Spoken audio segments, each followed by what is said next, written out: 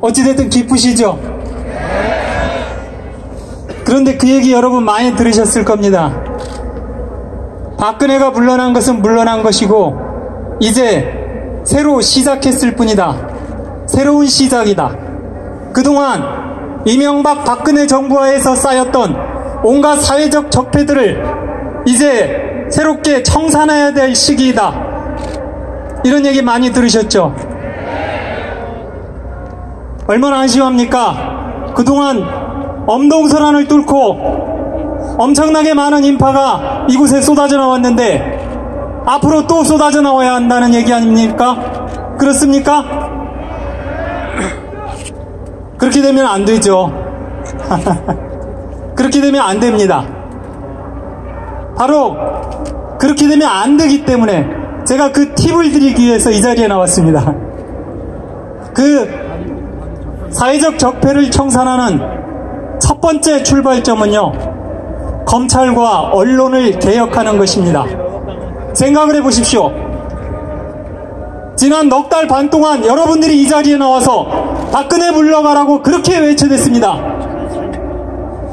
그 목소리를 언론이 대신해서 냈다라면 여러분들이 추운 겨울에 이 차가운 광장에 나올 이유가 있었겠습니까?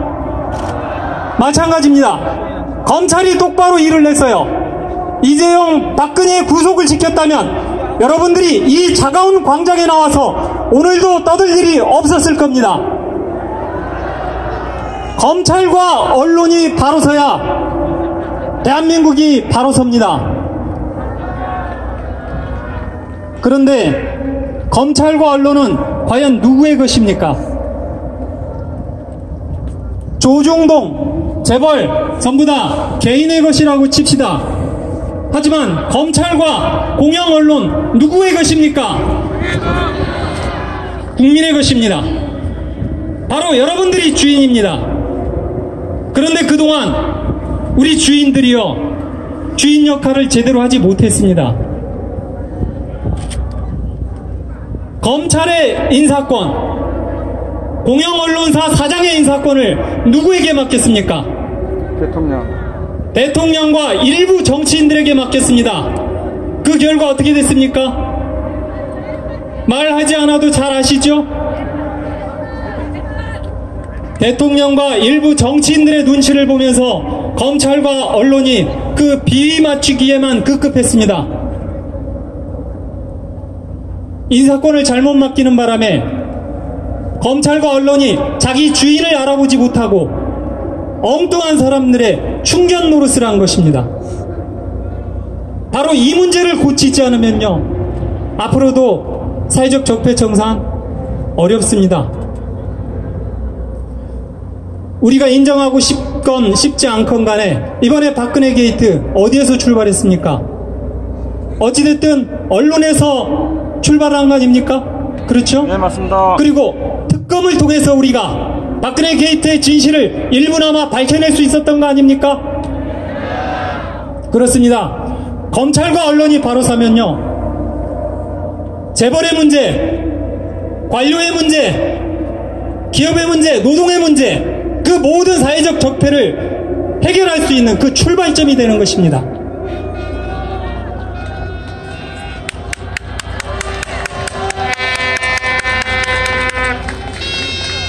그래서 저는 이 자리에서 제안을 하고 싶습니다. 앞으로 언론과 검찰의 인사권을 국민에게 돌려줘라. 맞습니다. 그래야 합니다. 왜 그렇게 못합니까? 대통령도요, 우리 국민들이 뽑습니다. 그런데 검찰총장 왜 국민들이 못 뽑습니까? 공영 언론사 사장 왜 국민들이 못 뽑습니까? 국민들이 그들을 뽑을 때 그들이 국민들의 눈치를 보게 돼 있습니다. 그래야 제대로 돌아갑니다.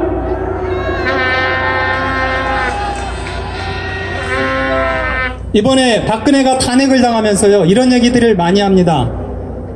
위대한 국민의 승리다, 촛불의 승리다라는 이야기를 합니다.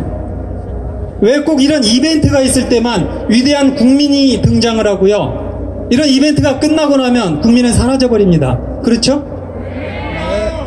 국민이 왜 일상 속으로 들어오지를 못합니까? 우리가 민주주의 제도를 좀 더 확대해서 공영언론사 사장을 뽑든지 검찰총장을 뽑든지 경찰청장을 뽑든지 바로 그런 과정마다 국민들이 아래로부터 감시할 수 있는 제도를 만드는 거, 그럼으로써 국민들이 아래로부터 권력기관을 철저하게 통제할 수 있도록 만드는 거, 바로 이게 제대로 된 민주주의 국가가 나아가는 길이 아니고 무엇입니까? 맞습니다. 마지막으로 한마디만 하겠습니다. 예수님께서 이런 말씀을 하셨어요. 카이사르의 것은 카이사르에게, 하나님의 것은 하나님에게 돌려줘라. 하나를 더 추가하고 싶습니다. 국민의 것은 국민에게 돌려줍시다. 고맙습니다. 이용마 기자님께 다시 한번